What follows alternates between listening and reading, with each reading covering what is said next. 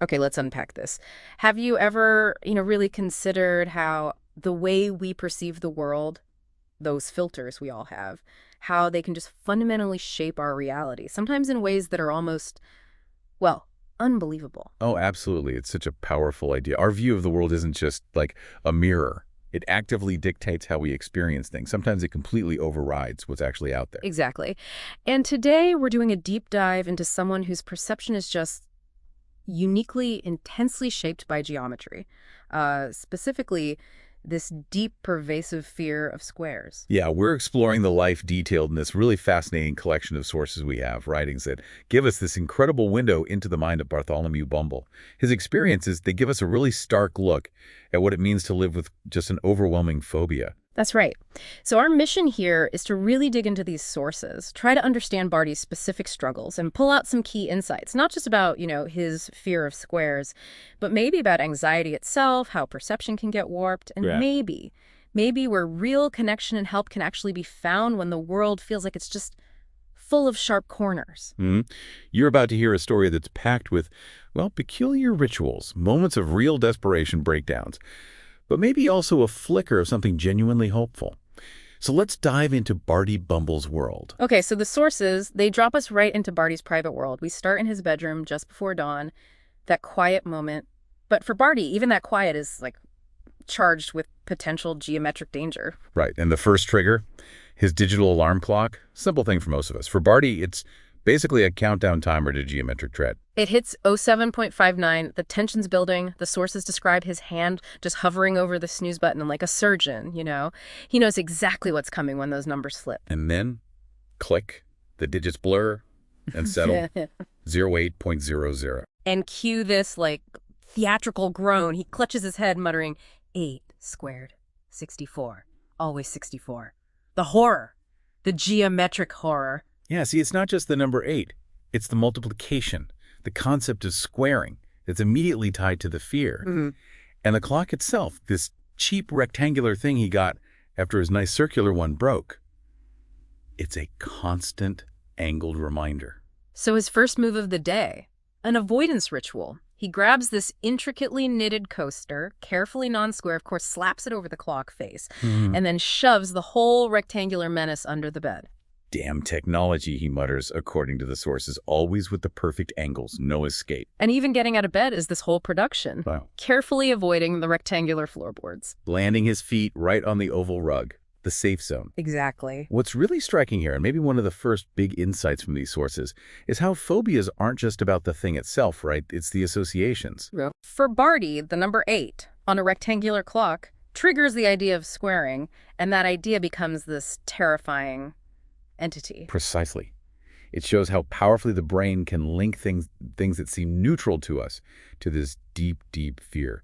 It creates this immediate gut reaction before he's even properly awake. So from the bedroom, Barty makes his way to the kitchen, which the sources paint as this strange mix of chaos and comfort. It's a space that's deliberately, defying straight lines. Oh, yeah. The counters are mottled, irregular. The dishes are ovular, described as amorphous blobs. Huh. Amorphous. Blobs. Yeah. His cutting board is this scarred wooden circle. Even his cereal box is custom-made, trapezoidal. Geometrically considerate, apparently. A trapezoidal cereal box. Okay. Right. But even holding this box of Crunchios, he's suspicious. He murmurs, the concept of a box, still so fraught. And that just shows how the phobia goes beyond the physical shape, doesn't it? It's the idea of it, the potential for angles for containment. And then, the nutrition label. Serving size, 34 cup. And his breath just hitches. He apparently carries this worn, laminated card in his pocket with a hand-drawn, swirly fraction diagram on it. Oh, wow. He traces the numbers, whispering about the inevitable squaring. The dread of 916ths. Because it involves multiplying, squaring the 3 and the 4, he sees fractions as this, more precise, more insidious version of the geometric threat. So he uses this capered glass as a measuring cup, scoops out roughly 3/4. But then the anxiety just spikes. He shakes a load of it back into the box and then meticulously picks up every single spilled O. Can't let them gather. Right, can't risk it becoming more, he mutters, becoming perfectly squared. Even the O's themselves, if they landed in a certain way, or maybe just the number of them, it could form a square in his mind. It's just constant vigilance. And milk. Forget it. The standard rectangular carton is viewed with extreme suspicion. No milk for you, you sneaky perfect liquid, he says. Not after the souffle incident. Ah, yes, the infamous souffle incident. Screaming at a cookbook about, what was it, cubed milk? Cubed milk and the sheer terror of volumetric perfection. So the result is water on his cereal. Tastes like damp cardboard, the sources say, but it was safe. And this scene, maybe more than any other so far, just shows how deeply this phobia messes with basic, necessary things like eating. Nourishment itself becomes a terrifying geometric calculation. Okay, so moving on from the damp cardboard cereal, Barty has to get dressed, another minefield. His closet is custom, naturally, with a curved back wall. Of course. And his wardrobe. It's all about asymmetry. Stripes, polka dots, abstract patterns, anything to avoid rigidity. But then disaster strikes. He pulls out a blue button-down shirt. Looks fine, right? Nope. He spots a subtle woven pattern. Tiny squares. And he reacts like it's on fire, drops it, kicks it away. "You deceptively simple weave," he yells. "You are a trap." So instead, he goes for a hand-knitted tie. Asymmetrical squiggles and blobs. His artistic statement against conformity? His mirror's irregular, his glasses, oval frames. Every single choice is an active defense against squares, even on his own body. It really illustrates a key thing about intense phobias, doesn't it? It's not just avoiding the feared thing. It becomes this complete restructuring of your whole environment, even how you look. Barty is literally like curating his reality to exclude the square. And that curation takes constant, exhausting effort. Which brings us to the bathroom and this moment of, well, particular horror described in the sources. Barty's adjusting his blobby tie, glances in his irregular mirror, and sees a crack, a hairline crack. A perfectly straight hairline crack. Yeah. And where it meets the edge, it forms a tiny, sharp corner. A microsquare has just appeared out of nowhere. Barty freezes, breath caught. He traces the line, seeing not just a crack, but a phantom corner, a nascent square actually forming in his own safe space. Wow. "It's forming," he whispers, "in my own bathroom." And his panic leads to this immediate, almost absurdly literal response. He grabs a Band-Aid. A Band-Aid? Yep. And meticulously places it over the crack, as if he could physically patch the potential square out of existence, make it harmless. Wow. He backs away, shaken, but sort of satisfied for a moment, eyeing the bandaged crack. It really highlights the active nature of his fear, doesn't it? He doesn't just passively avoid squares. He sees them as things that are trying to form, to intrude. And that requires immediate physical action, however illogical it seems to us, to neutralize the threat. Okay, so stepping out of his apartment building, that's the next hurdle. He immediately kind of hunches his shoulders going past the rectangular columns by the door. And then he reaches the sidewalk, a grid, perfect square paving stones. This is what the sources call his final daily gauntlet. What happens next is described as this bizarre, almost balletic performance. He steps only on the cracks between the stones or on the edges. Never squarely within a tile. Never. It involves hops, sidesteps, even little pirouettes. He must look utterly ridiculous. The sources say he performs a grotesque dance, or an interpretive dance of anxiety. There's this image of a woman walking her dog, just watching him, completely bewildered. But for Barty, this isn't funny. This is dead serious geometric evasion. Can you imagine living like that? Every single step you take in public requires conscious thought, calculation, physical maneuvering, just to avoid a shape that's, well, everywhere. It turns just walking down the street into the source of intense public stress. Exactly. The whole urban landscape becomes hostile, a giant insidious grid he can't easily escape. So the sources then take us to Barty's workplace, Pillow Paradise. This is supposed to be his sanctuary, right? A place of soft forms, irregularity. Yeah, it's described as humming with the sound of pillow fluffers, people coaxing stuffing into cushions. He finds real comfort there. He's seen massaging a lumpy bolster, whispering to it, calling it his last bastion of sanity. His supervisor, Brenda, seems to get it, or at least accept it, manages him with this kind of tired, resigned smile, even though she's often carrying stacks of perfectly rectangular pillowcases. Management, right, but then the sanctuary gets invaded. Yeah. Mr. Quadrant arrives. And Barty doesn't just see a hotel manager or client. He sees a walking, talking square. Literally, the embodiment of geometric perfection. His suit, his posture, his sharp little goatee, the edges of his clipboard. Barty perceives him as a human ruler, a sentient protractor. Oh, wow, a sentient protractor. He's basically a living, breathing version of everything Barty fears. A deliberate imposition of order into Barty's carefully curated world of chaos. And Mr. Quadrant's request, precisely. 7 pillows, pristine, uniform density, for the royal suite. He holds up 7 fingers, described as perfectly squared. And gestures to these brand new, crisp, rectangular pillowcases. And Barty's mind immediately goes, where? To the maths. The terrifying maths. 7 times 7 equals 49. 49 perfect squares, he thinks, an army of perfectly aligned nightmares. He actually visualizes them forming a monstrous plush cube. So he tries desperately to negotiate. Can we do 6 pillows? Or maybe 8? A pointed number, a prime number, a non-squarable number, anything but 7. He's physically edging away from the rectangular pillowcases. But Mr. Quadrant is having none of it. 7, Mr. Bumble, he insists. My client, an even number, would simply not square with his aesthetic. And that word, square, used so casually. For Barty, it's like a bell of doom. He snaps. They're all in on it, he thinks. His hands fly up. Feathers scatter everywhere like chaotic confetti. A shriek escapes him, pure terror and rage. I will not be an accomplice to this squaring of the senses. He starts calling Mr. Quadrant a rectangular menace, clutching his hair, hyperventilating. His final shouts really capture the essence of his phobia's reach. The insidious nature of perfect squares, the mathematical tyranny of the hospitality industry, may you're sleepy forever, rhombus-shaped. Rhombus-shaped to sleep. Meanwhile, Brenda, the picture of weary experience, just sighs and calls security. Bumble removal, she says. Standard procedure. Oh, wow. Standard procedure. Barty gets escorted out, defeated, shooting one last glare at those rectangular pillowcases. And later, he's slumped on a park bench, surrounded by square flower beds, unemployed. He pulls out his oblong notebook and starts sketching rhombuses, ovals, octagons. Can't touch me here, he mutters. Refuses to be squared. This scene is just crucial, isn't it? It shows the absolutely devastating real-world impact of his phobia. It costs him his job, his dignity.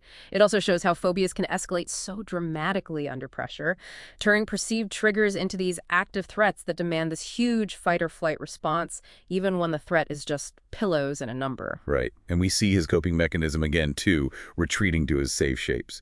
It helps him momentarily, but it's also a sign of him sinking deeper into isolation. So after that dramatic exit from Pillow Paradise, the sources shift focus to Barty's attempts to get help, therapy, with a Dr. Rhythmos. Her office is described as quiet, efficient. But for Barty, it's a subtle torture chamber. Yeah, totally. Square desk, rectangular books, and diploma on the wall, a window with multiple panes, squares of glass everywhere. Even the clock on the wall, though it's circular, Barty can't help imagining the hands creating these spectral squares at certain times. And Barty himself. He's perched right on the edge of a square armchair, hunched over, avoiding all the angles. He keeps eyeing Dr. Arrhythmos' notes, convinced they contain some kind of secret matrix of numbers. Dr. Arrhythmos, meanwhile, is composed, but the sources mention she looks visibly weary. She's holding Barty's thick file. She sighs, asks him about his departure from Pillow Paradise. And Barty just launches into it, this dramatic, paranoid retelling. An invasion, a fluffy numerical invasion, the horror of 7, the insidious multiplication culminating in 49 fluffy, perfect squares. He's leaning forward, desperate for her to get the geometric nightmare. Dr. Rhythmos tries, to use her therapeutic tools. She questions the direct threat, labels his experience pillow-induced geometric paranoia, maybe even delusional quadratic anxiety. You can just imagine these clinical terms kind of bouncing off the solid wall of his absolute conviction. And the sources even give us these painful flashbacks to earlier therapy attempts, like a younger Dr. Arrhythmos, a clearly distressed Barty, and a square checkerboard. Oh, no. Barty's whimpering, they're pulsing with malevolent energy, they're judging me. He sees multiplication tables as literal instruments of terror. 2 by 2 is 4, 4 by 4 is 16. Pure horror. Then there's another attempt, a whiteboard. Yeah. Negative thought, rational thought columns. Dr. Arrhythmos tries to reframe the number 4. It's just a number. But Barty panics. 4 is a perfect square, a trap, he cries. Is a 4 good? Oh no, a cognitive distortion is a square. They're everywhere. He literally collapses, spiraling, convinced that even trying to think positively will lead to numerical doom. They even tried hypnosis at one point. Barty on the couch, Dr. Arrhythmos swinging a circular pendulum, suggesting, you are a prime number. Unsquarable. Barty snaps awake, terrified. But what if I multiply with another prime? He said, then they become square. It's a conspiracy. They're breeding. He points wildly at the pendulum, convinced its circular motion somehow implies squared area. Oh, man. So back in the present session, Dr. Rhythmo sighs again, gestures towards that multi-paned window. You still scream 4 every time you see a window pane, Bartholomew. And Barty recoils dramatically, clutches his chest, gasping, "They're everywhere, even in the glass." So in a final, desperate effort, she gives him paper and pencil, carefully sourced, free of squared edges, and asks him to just draw a circle, something perfect, freeform, maybe liberating. And Barty draws. There's this flicker of hesitant hope, then surprising precision. A perfectly symmetrical circle forms on the paper. But his reaction, it's not relief, is it? Not at all. His brow furrows, tears well up, his voice choked. It's too perfect," he whispers. "It implies a square. A perfectly inscribed square. I'm an accomplice." And he just dissolves into sobs, clutching the drawing. Oh, Barty and Dr. Rhythmos. Utterly defeated. Shoulders slump.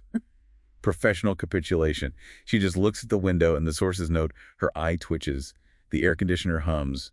Failure. This whole section is just painful. It shows how incredibly difficult it can be to treat severe phobias, especially when they're rooted in this kind of distorted thinking. Traditional methods like, cognitive reframing or even trying exposure by drawing a circle, they just don't work, or they even make it worse. Yeah, because the fear finds new ways to manifest. His fear isn't just about physical squares anymore. It's about the idea of squaring perfection potential geometric order itself. And his inability to break free from that cognitive trap, even with professional help, just underscores how deep the struggle goes. Absolutely. Okay, so Barty's journey takes another turn. He's actually preparing for a date, back in his apartment, with its anti-square lamps and that irregular mirror. And he's choosing what he thinks of as a defensive outfit. An oversized, roughly woven sweater, saggy, ununiform, baggy trousers that kind of blur the shape of his legs. He's literally adjusting the clothes to stretch out any hint of an angle. He's discarded other clothes right and left. A button-down with that subtle checkerboard weave, gone. Plaid flannel, too grid-like. Even a plain white t-shirt got rejected because the pocket was too perfectly rectangular. Wow. Every thread, every stitch, he's thinking a potential for hidden corners. He wishes his clothes could just be amorphous, like a cloud, or a particularly unsquared amoeba. An unsquared amoeba, okay. He tries to practice a normal smile in his wonky mirror, but it just comes out as this forced, anxious grimace. Yeah. Too symmetrical, he thinks.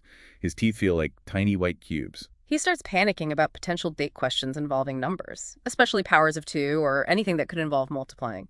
32, 4 by 8. He's mentally pre-squaring numbers in his head, seeing them all as traps.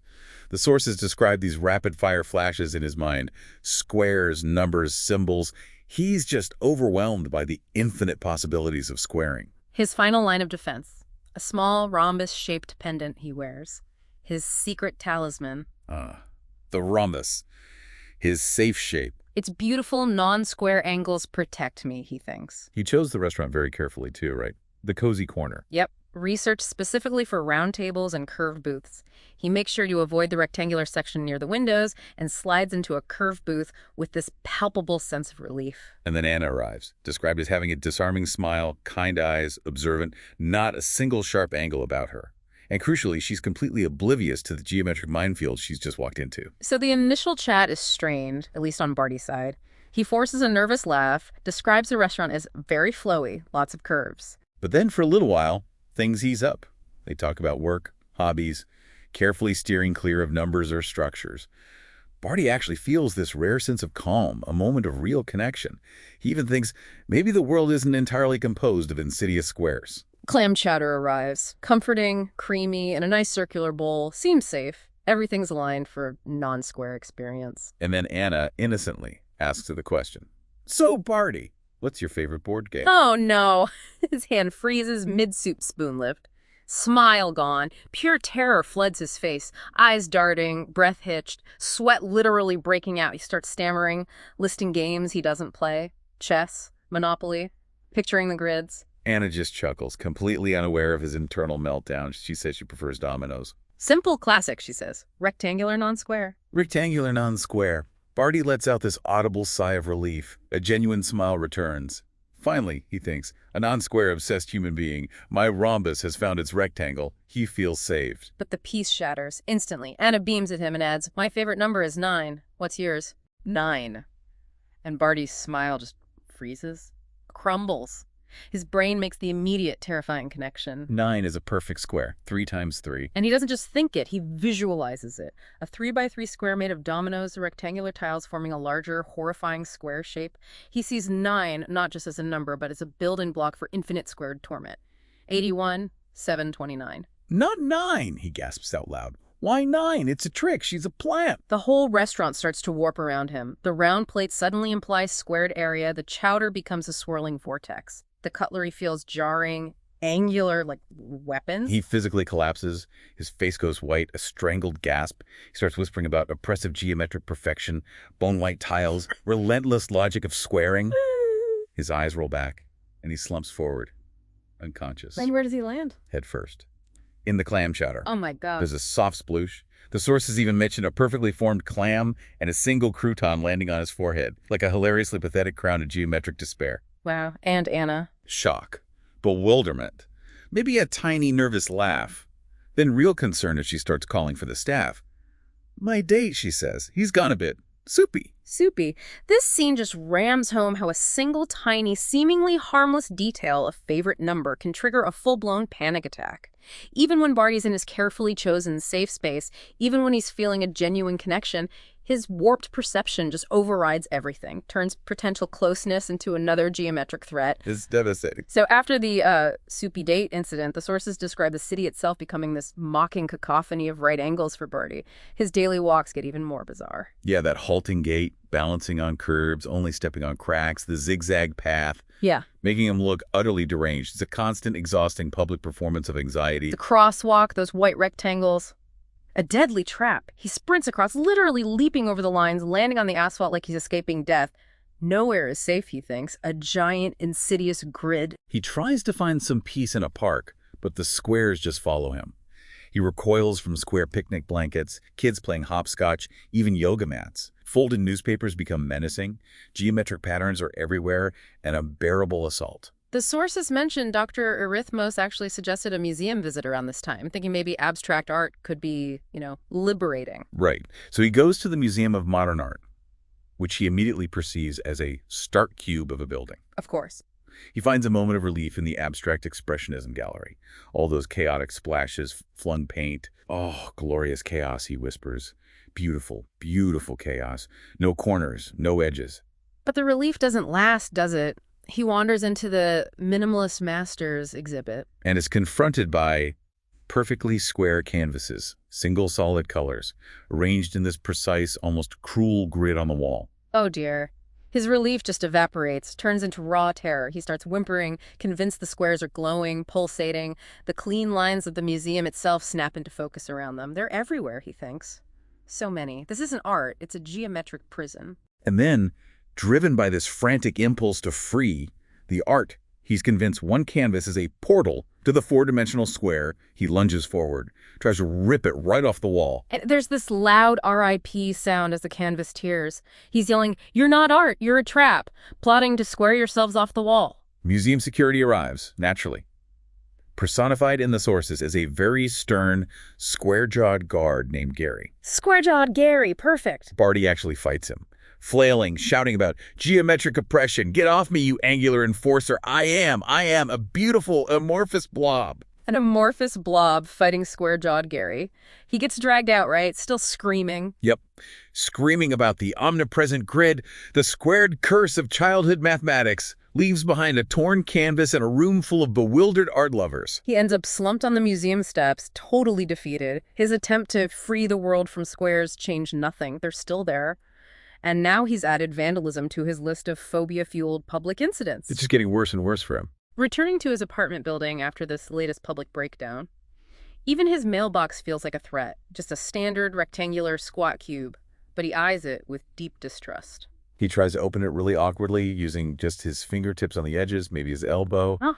This frustrating ballet of avoidance. He pulls out a brightly colored envelope. It feels suspiciously crisp, sharp edges, menacingly precise. His heart just sinks. It's an invitation to his niece Lily's kindergarten talent show. And it has this suspiciously square border neon yellow and a tiny drawing of a star with sharp angular points.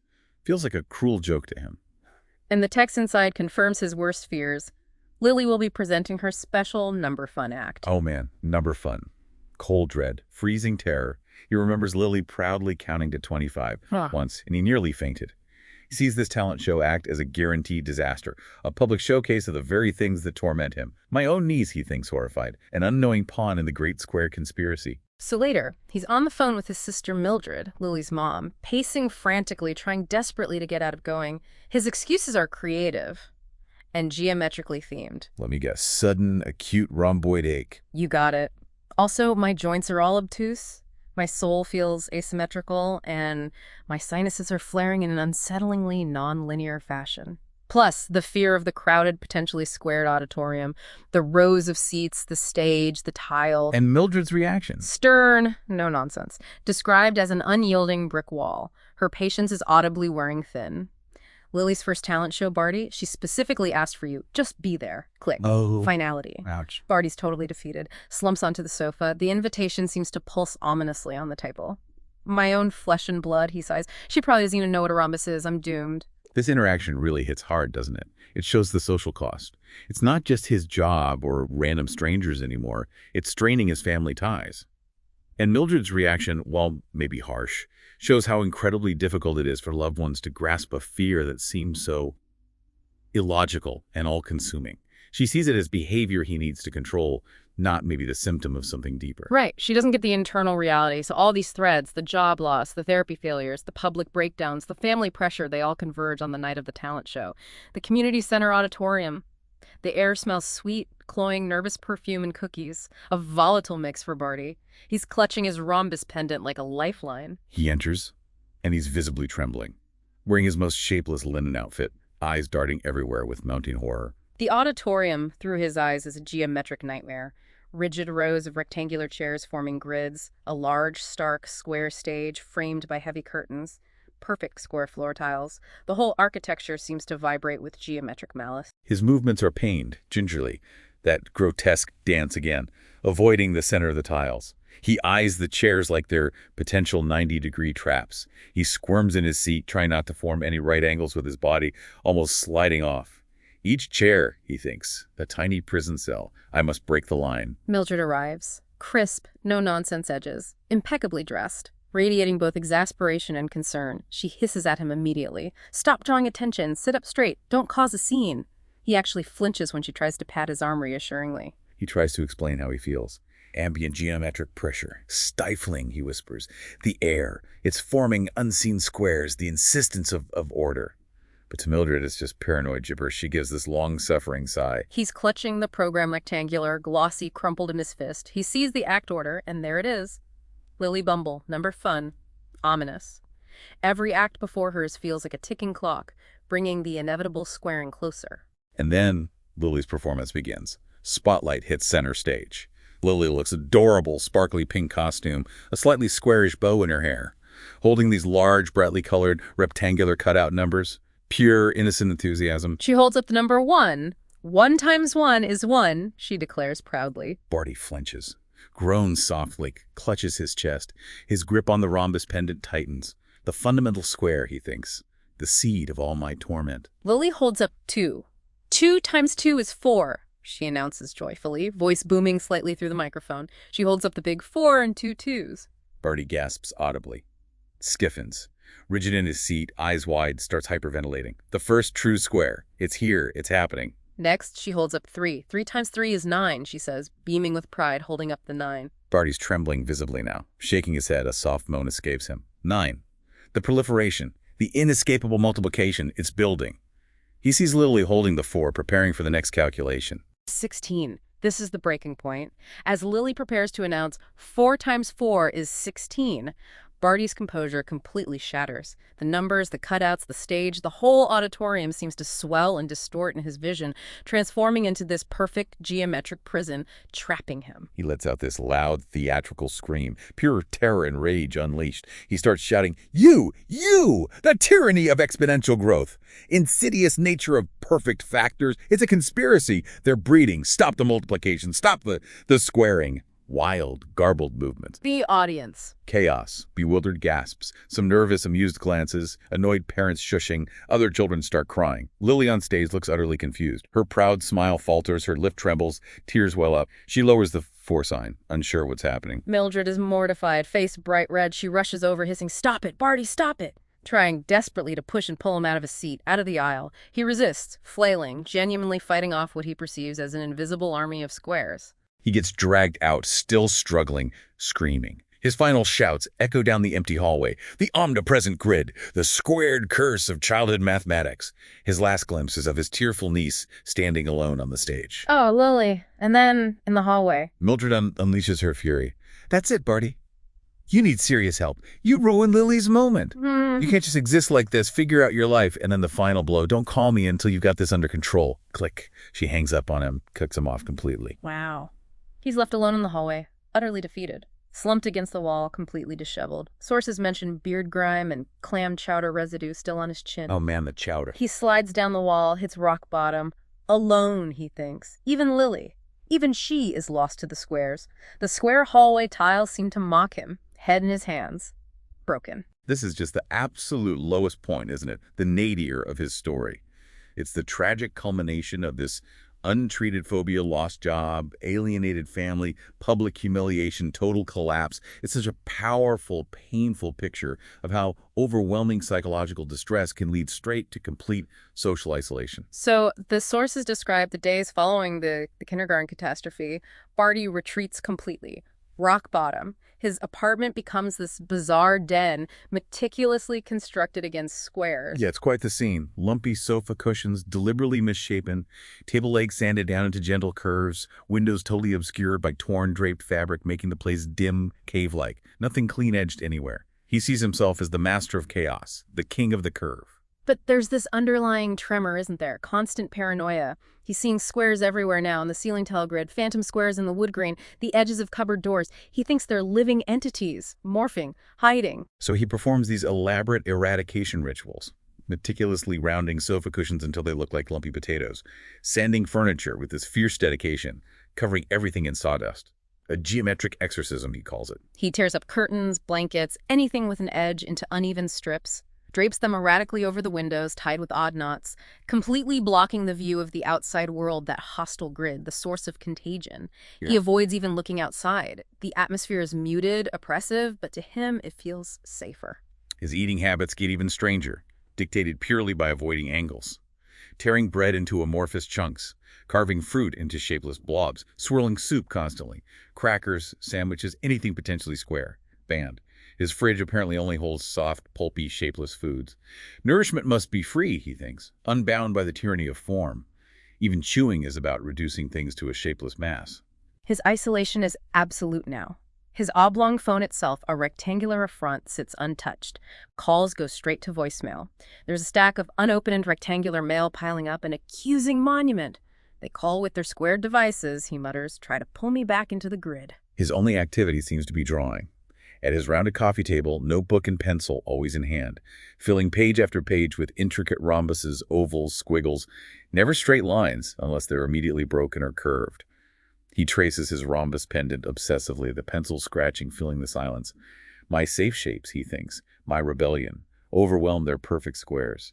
There's this brief, painful moment of claridimension. He catches his reflection in that irregular hand mirror, sees himself unkempt, gaunt, a hermit, a flicker of despair at his pathetic state. But he quickly looks away, convincing himself, that's the square's reflection, trying to trick me. The apartment becomes eerily silent.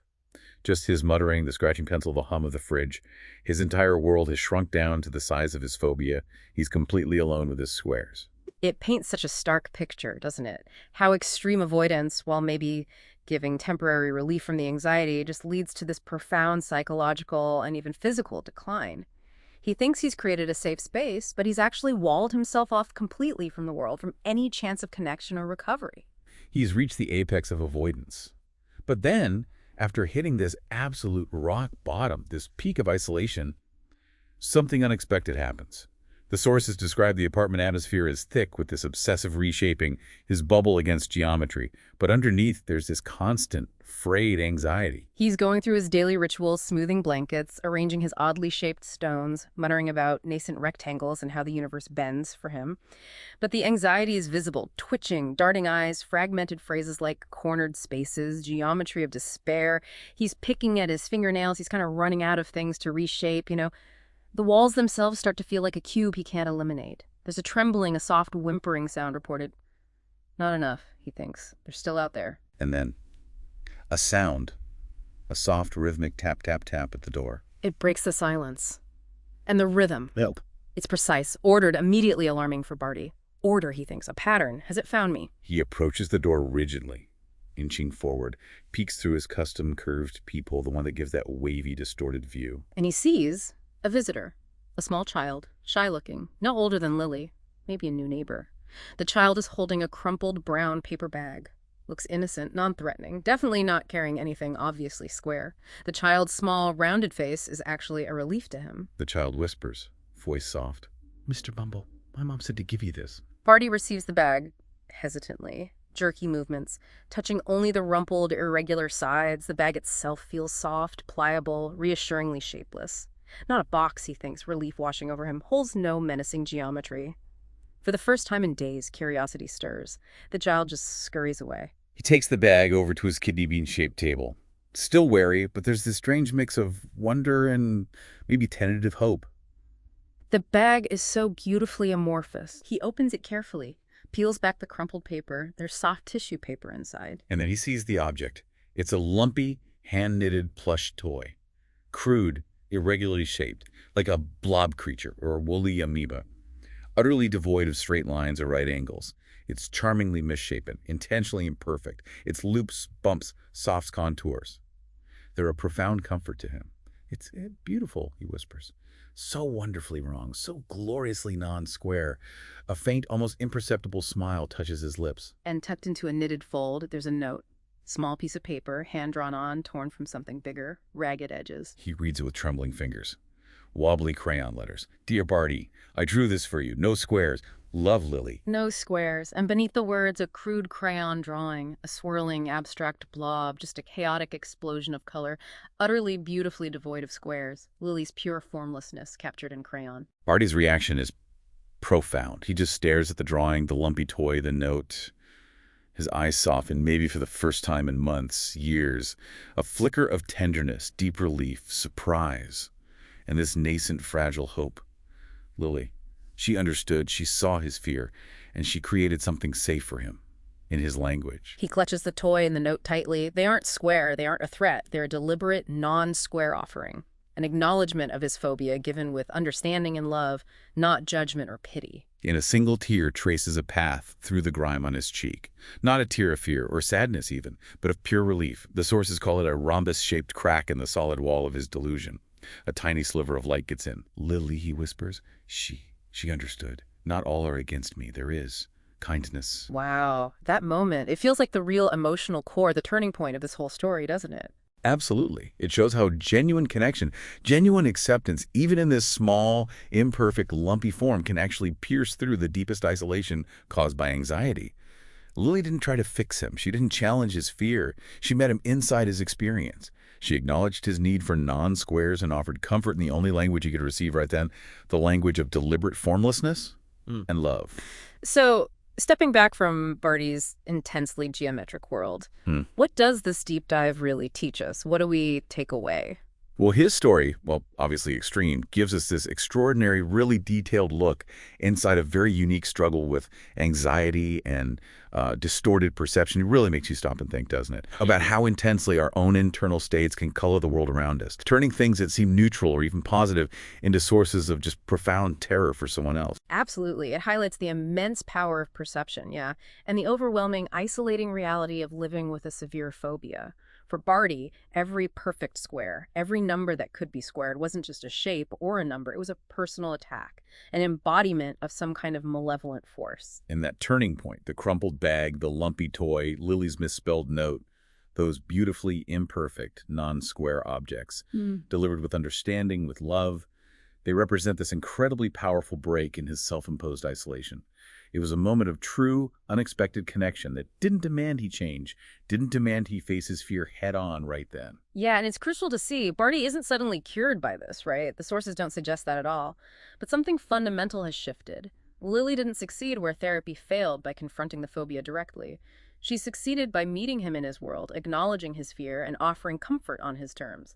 It was acceptance, connection, expressed in the language of non-squares. It really suggests that maybe the path forward for Barty, and maybe for anyone grappling with these kinds of overwhelming internal struggles, isn't always about conquering your fears head-on, not in the way we often think about it. Yeah. Sometimes maybe it's about finding connection, finding acceptance, finding a different kind of safe space in the world first. A safe space that might just be delightfully amorphous.